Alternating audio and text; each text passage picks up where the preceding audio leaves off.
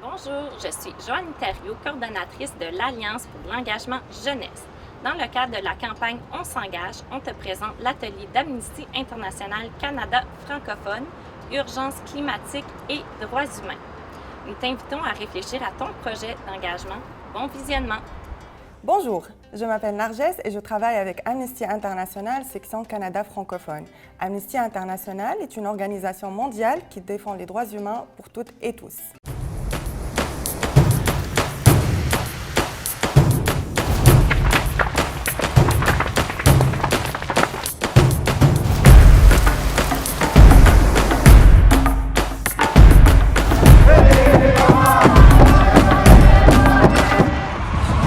It was the strongest typhoon ever known.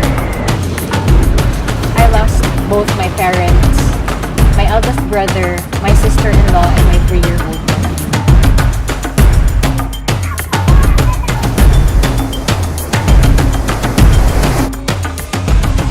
You will be placed under arrest on the charge of disorderly conduct. I'm just a youth. I'm just standing here with my small voice to this big corporation.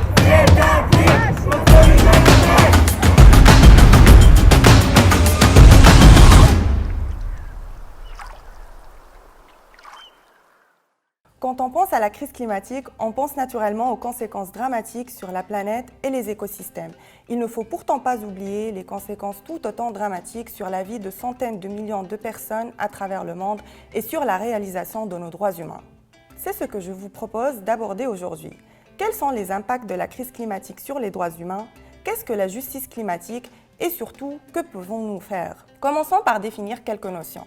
D'abord, les changements climatiques. Ceux-ci décrivent un important changement des conditions météorologiques moyennes, telles que la température et les précipitations, dans une région et sur une longue période de temps.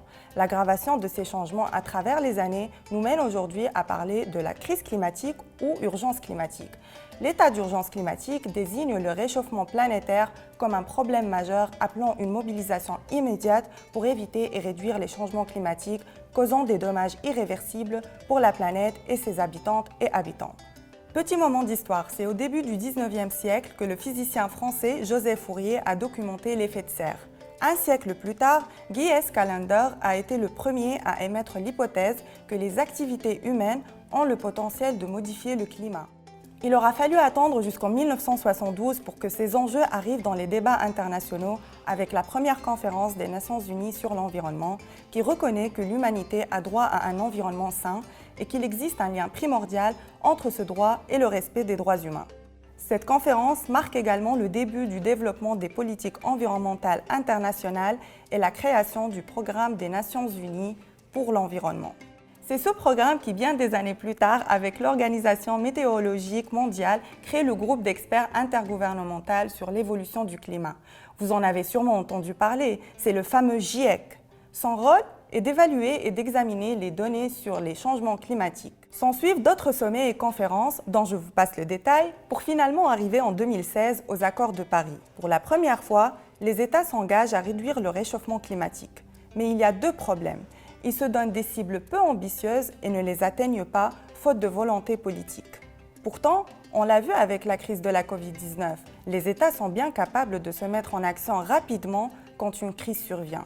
Cette inaction a des conséquences très graves sur la vie et les droits humains de centaines de millions de personnes à travers le monde.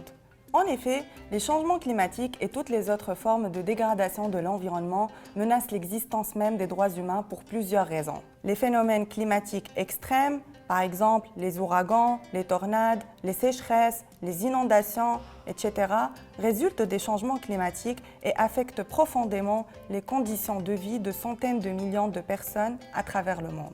Par exemple, la pollution des sols, le manque d'eau potable, les maladies, les pertes de terres et de récoltes, les destructions de logements, les famines ou encore le risque de conflits armés pour l'accès et le contrôle des ressources.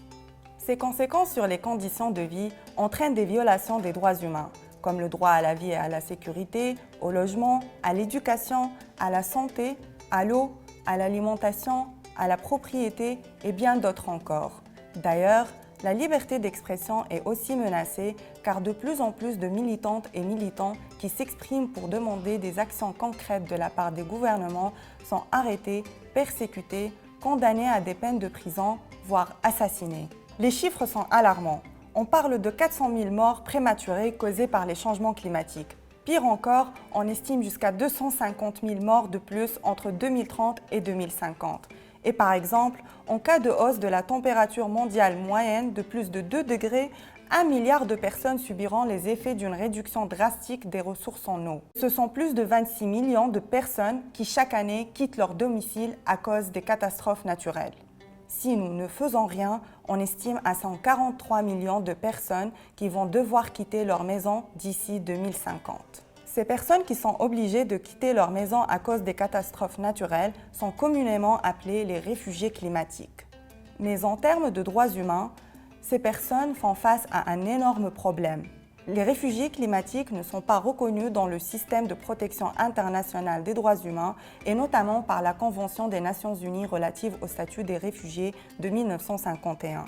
Cette convention reconnaît le droit de demander asile dans un autre pays lorsque sa vie et ses droits fondamentaux sont menacés. Pour faire simple, ces personnes n'ont pas de protection internationale et doivent donc compter sur la protection des États, qui sont parfois des États répressifs. Bref, vous avez compris le problème.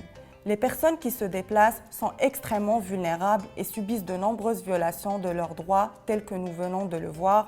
Mais ce n'est pas tout. Elles courent aussi le risque d'être violentées, kidnappées et exploitées, ce qui affecte particulièrement les femmes et les enfants.